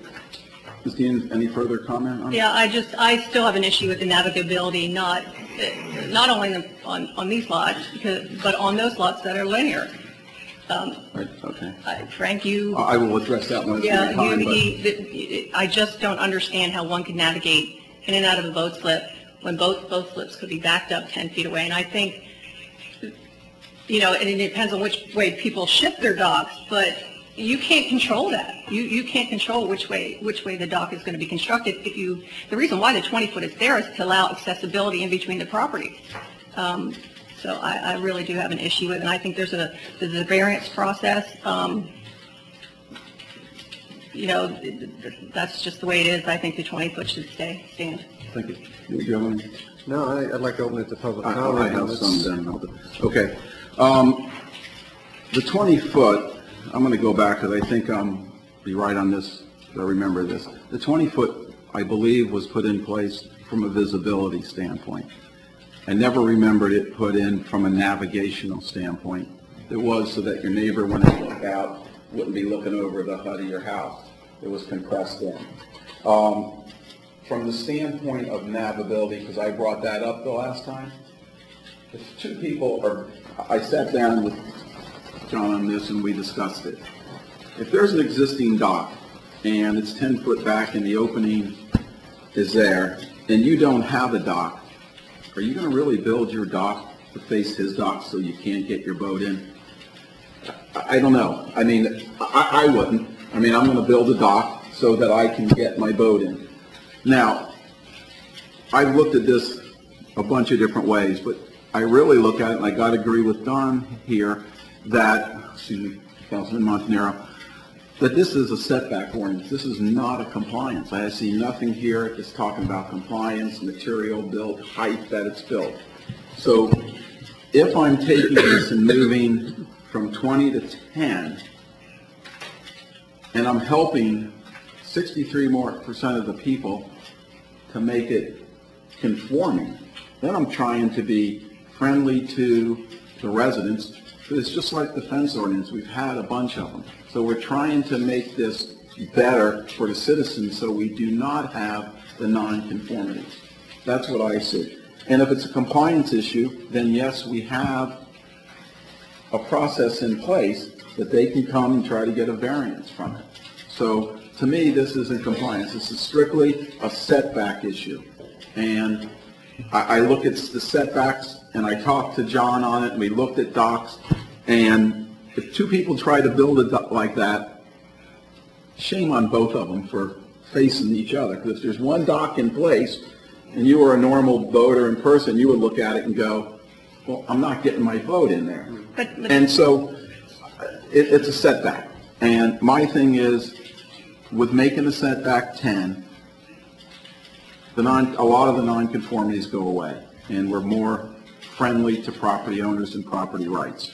So that's where, to be honest with you, I'm leading. If it's a compliance, how docks are built, where they should be, that could be another ordinance. I think this is a totally now I have a different question. issue. So a property owner has a small boat, you know, a 12-footer. Okay. And then they just choose to buy a bigger boat, but they put a dock in place, then you have a navigability issue. It doesn't make sense to me that you know, obviously the decision, I can tell where the decision is going, but I in the future see a navigability issue. I also see an unfairness to the people who had existing legal structures that came back through the process and obtained permits recently and had to rebuild it back in the same footprint. What about those folks? What about Well, those folks? my thing is right now, what the law sits in front of me that I can change on the setback, to be honest with you, makes more conformity than non-conformity. And, you know, it's like a fence issue 20 years ago when we made someone change it, and 10 years ago we changed it because times change. And let me tell you on an issue on a boat. If you're buying a new boat or a bigger boat, and you're parking it behind your house, I am going to promise you that part of the thing is, where am I going to dock it? Right, Don? Okay, it's where you're going to dock it. If your dock is not set up right, one of the costs of owning a boat is going to be to modify your dock so that size boat could go there. And a dock structure, the way I see most of them built, have a life. And they can be modified and changed, and people do that, put in different pilings to moor their boats when size of their vessels change. And some people moor their boats on the outside of the dock structure and affect the navigability of other That people's is not docks. what the issue is here, But- Cheryl. but The yes, issue is because- but if strictly you- a setback. I'm just telling you, if you decrease, and this is from a planning standpoint, if you decrease the setback to 10 feet, and they're both 10 feet and someone moors a boat on the outside, then you have a navigability issue. So I think... You have a visibility issue, Cheryl, whether it's 10 feet or 20 foot if you're on the outside. The outside makes no difference to navigability, whether it's 10 or 20, because it's strictly a setback from the sides. It's not a distance out from seawall. It's strictly side to side. No, I completely understand, and I personally would rather see... You just open this to... I would like to and we make can one come more back. comment. And I've looked at many dock requirements also. I don't see the data here showing the requirements that we're looking at. I don't see the data showing which ones are non-conforming, which ones are you show a portion of a map. I think that, Provide that for you if you like. well, I would have rather seen all the documentation in the package again. Any further questions before I open it up for public I comment? would like to make one more statement. No, you can open up to public comment. Bring it back to council. That's so, fine. Okay. At this time, open up to public comment on this agenda item. John?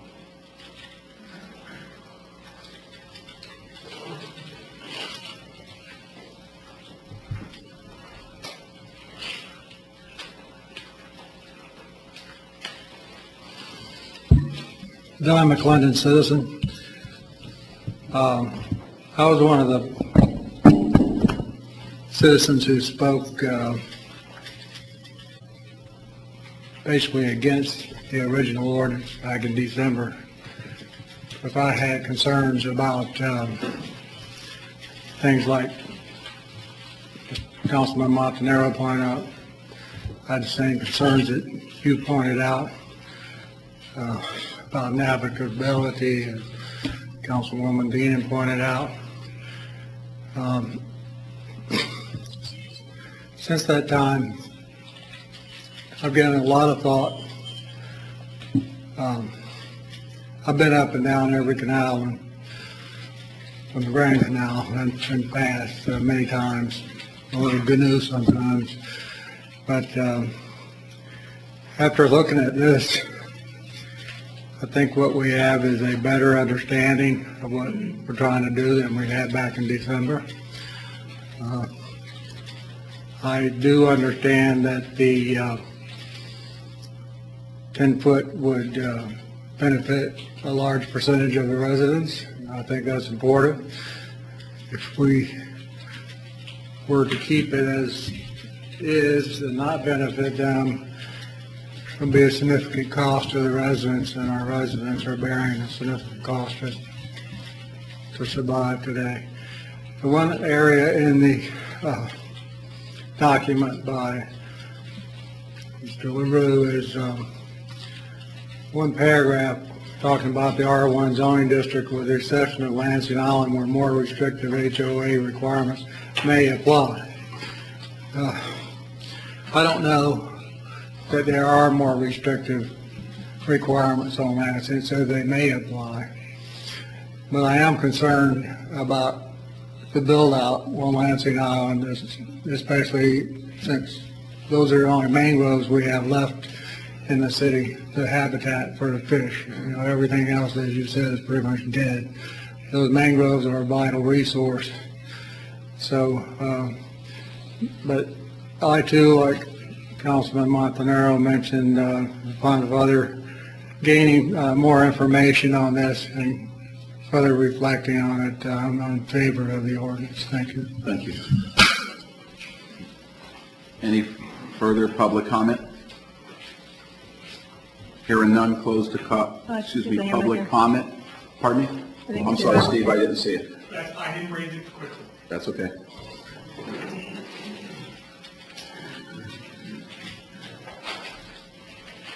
Steve Headley, resident. First, welcome back, Don. Glad to see him back here. I keep trying to put this issue as far as what happens on land, in the sense of if somebody, like you were, Mayor, were saying, if somebody went out and bought a house that could fit a Prius, and then the next owner bought a house, the same house that required a garage to fit a Hummer, would we make everybody else in the city conform to that? And the answer is no. So what? I think you've got a couple things going on here. You've got PZAB going, this is what we want. This is what, it's been bounced around for 7-8 months now, and I think it needs to be resolved. Secondly, and I don't mean to pick on people, but I almost object strenuously, as if there's another objection. I almost object strenuously to members of staff coming here and having their positions attacked when they are only supplying data. That's troublesome to me. I don't think that there are members of staff, while they may have their own personal opinions, I don't believe that they care one way or the other. I don't believe it's going to matter to Mr. Stone whether he has to deal with permits for a dock that's 5 feet, 7 feet, 10 feet, 20 feet. The number doesn't matter to him. And when I hear someone attacking his basic data, it's troublesome to me. And I wish just it would stop somehow. Thank you. Steve, let me answer one of your questions you said about size, whether you put a Hummer in it or the small. It's only the setback. Even if somebody wanted to leave it at 20, the size of the boat is dictated by the size of your lot, the depth of the water, and so forth. So if you leave it at 20, you can put yours at 20. All we're saying is the 10 brings those others into conformity. You can build it anywhere within that boundary. And my point is kind of offhanded to that. The fact that you wouldn't go out and buy the Hummer because it doesn't fit in your garage. Or you would make another provision for that. You don't force your choices on someone else onto your property. That's my point. Thank you.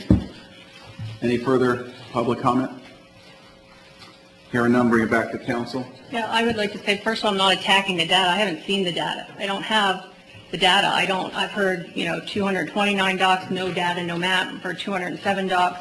But what I'm hearing really is the council wants to allow for the nonconformity to continue to exist and make it easier for people. Well, then why not just grandfather all the nonconforming docks as of this day? We have a good aerial photograph, and anybody else who deviates from that has to go through the process.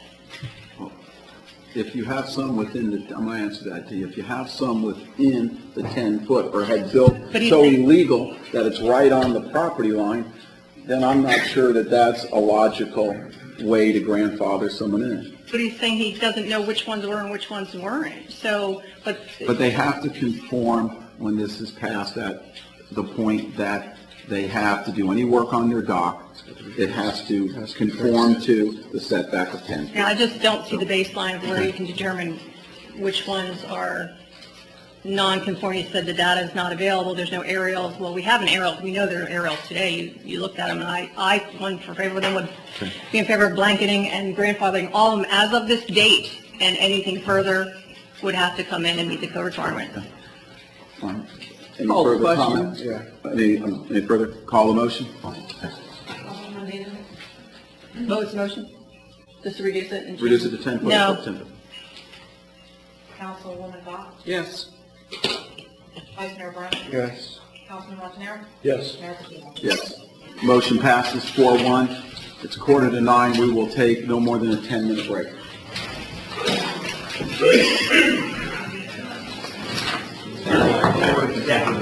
I'd like to reconvene. We are now moving on to agenda item number 10. Discuss, take action on revision to section 30-541 to provide regulations for residential ground-mounted antennas. Yes, sir, Mr. Mayor. This agenda item, Councilwoman Dean asked this agenda item to be placed on there as the code is silent to ground-mounted antennas, and we're looking for direction to see if this needs to go to P&Z to have them address this particular issue or not, and if there's any further,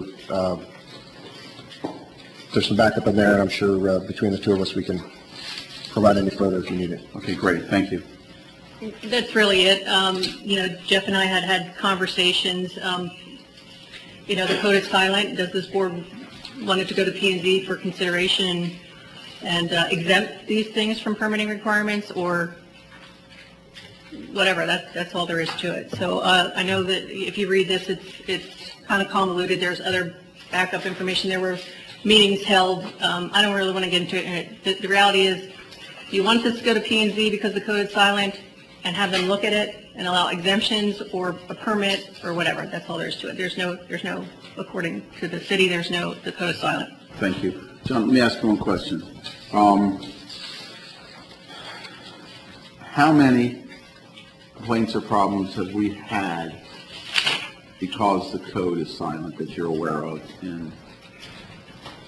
Well, ironically, the only one happened, and which I just found out recently. There was in 1999, and again just recently, and they were both relating to the same property, the same antenna, and to unbeknownst to me, the prior building official that responded to that complaint, it was somebody else that had done the complaining than the recent one. But the code officer went out there, looked at it, took the information, met with the property owner, went back to the building official, Bruce Cooper, at the time, who basically went through the same process I did. Looked to see what we've done in the past, really, dug into the language, and came to the same conclusion I did, in that the code was silent to it, therefore there was no enforcement issue, and the case was closed. Well, that's basically what has happened again, and I closed the case for that reason.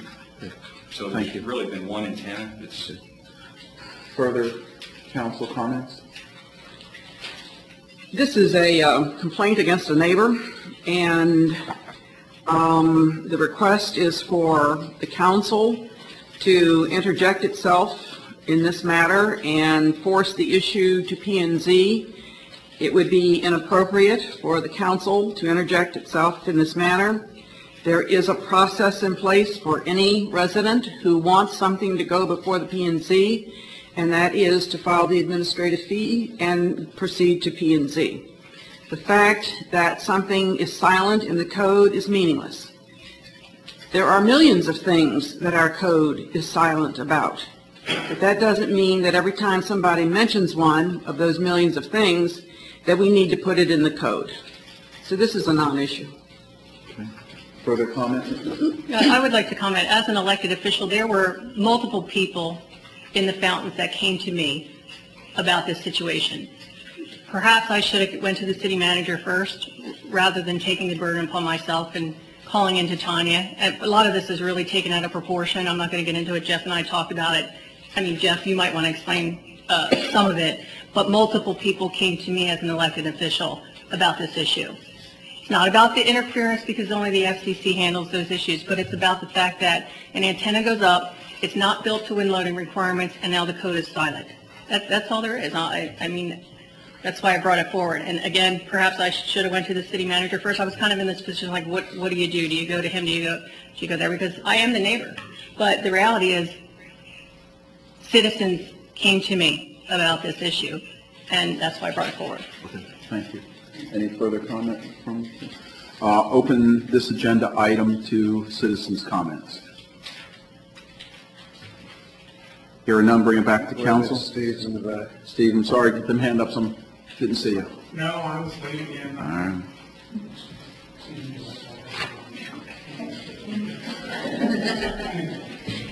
Steve Headley, still a resident, haven't changed in the last 20 minutes. I've done a little research on this. The initial complaint was that the antenna did not comply with a tower regulation that the city has. It's not a tower, it's a mast. And there is a difference. The FCC defines a mast as a self-supporting tubular structure, where a tower is defined as a volume defined by its construction materials, like a truss tower. The FCC has a position paper that towns, municipalities, counties should do everything they can to accommodate amateur radio operators. When Katrina hit, the first people back on the air were ham operators. When Andrew hit, the first people back on the air were ham operators. They are an important, integral, historical part of the communication of this country. I actually went down and saw the antenna yesterday, talked to the guy. I'm sorry. At some point in time, we have to sit here and say that this guy or anybody has put something on his property that cannot, because of its structure, cannot interfere, harm, hurt, or do damage to anyone's property. And I have a problem, I really do, with the city or anybody coming along and saying we have to regulate what somebody does on their own property that's not harming anybody. And in fact, if something were to hit here, would be beneficial to the city and to its residents. I have a problem with that. There are other antennas, ham radio antennas in the city that are much higher than this one. And I'm sorry, I don't see it. I think this is an area where the libertarian in me comes out, which is very bizarre, where I just want people to leave somebody alone. This does not hurt anyone. It helps people in the long run. We should just, as a city, we should go, hey, dude, you want to need a generator? Thank you. And just walk away from it. This is a regulation that is not needed. It's not something we should be looking for. Thank you very much. Sir.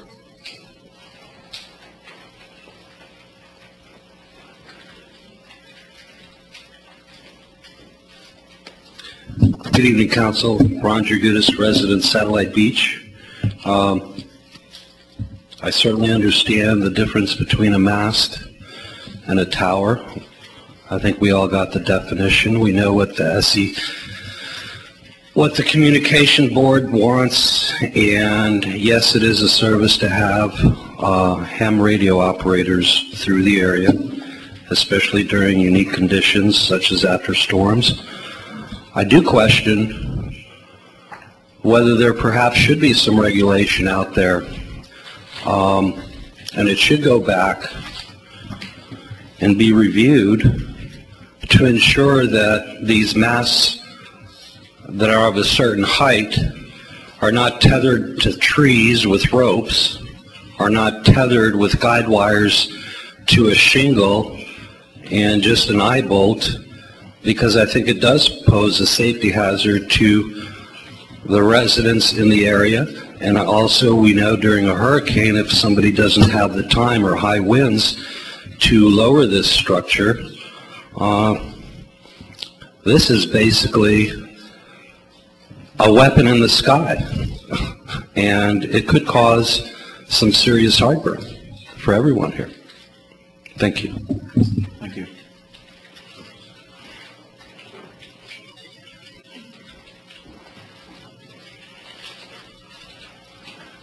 Don McClendon, citizen.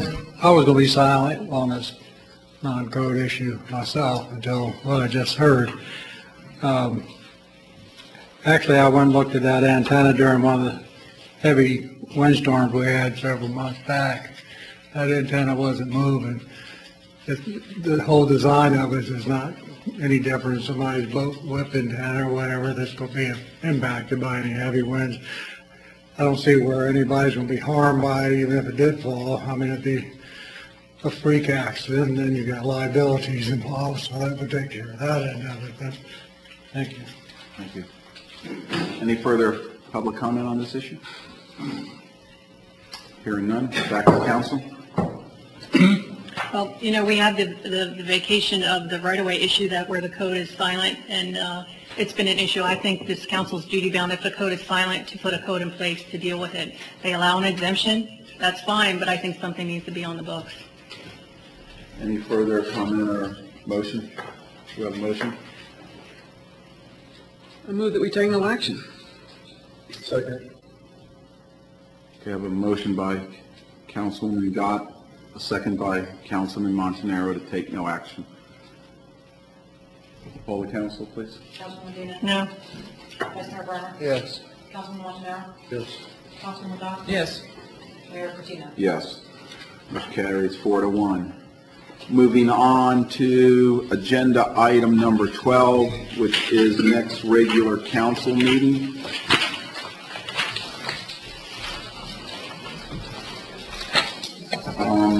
Mr. Mayor, I wanted to add one thing to it that I wasn't able to tell Lenore, but I'd like to have the awards, the citywide awards presentation also for the next meeting. Councilwoman Gott alluded to one of them, and there were two others, and I think it would be appropriate to, in front of the council, these are city employees that received awards that I think would be good for recognition, so I'd like to put that on there. Thank you. Courtney will be in place at this next meeting, so Yes, she will. my recommendation. Was the microphone on? So my recommendation is, we'll sit down with Courtney, we'll look at this, because we also have, I believe this is when we're doing our audit, the report on this. So let's see what we add and take off of this to make the meeting a normal, doable meeting, okay, without putting too much on it. One other thing I'd like to bring up under meetings, because we will be making our switch here, we have CRA meeting was scheduled for the 11th, and I would like to move that to either the 24th or 25th. That way Courtney has the ability to be here and we pick up that meeting. We have to have one meeting a month. Councilwoman Dean says she has a problem with the 25th. Is there any problem on the 24th? I'd like to accommodate everyone since we are moving this meeting date. I'm fine with what. Yeah, okay. Fine with you? Okay, should the 24th fit your schedule? Okay, the 24th then. Then I am going to, if possible, and sorry, Courtney, to maybe make you come out 2 nights, but I was going to do my town hall meeting on the 24th. I will check with Carrie and see if the rec center is open for the 25th. And would like to introduce you to everyone at that meeting and just kind of have an open forum, more or less, at that, if that's all right with everyone. Okay? That's the 25th? Yes. And I'll have to get back with Carrie. I had picked the 24th, and Carrie and I talked today, but since we need to do the CRA on that day, I'll see if Carrie's open. Any other agenda items for the next meeting?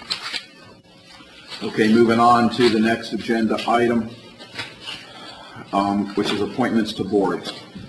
If I'm looking here, we have the General Employment Retirement Board. We need a member, and P&Z, we can consider reappointing a member there. Is that everyone? I'll make a motion to appoint Harry Pollock to the General Employee Retirement Plan Board of Trustees. I'll second it. I have a motion by Vice Mayor Brimer, second by Councilman Montanaro. Any further discussion from council? Hearing none. Lenore? Councilwoman Medina? Yes. Councilwoman Bob? Yes. Councilman Montanaro? Yes. Vice Mayor Barner? Yes. Mayor Patino? Yes. I'll make a motion to appoint Harry Pollock to the Police Officers and Firefighters Retirement Plan Board of Trustees. Second. Motion by Councilman Montanaro, second by Councilman Gott. Do I have any further discussion from council?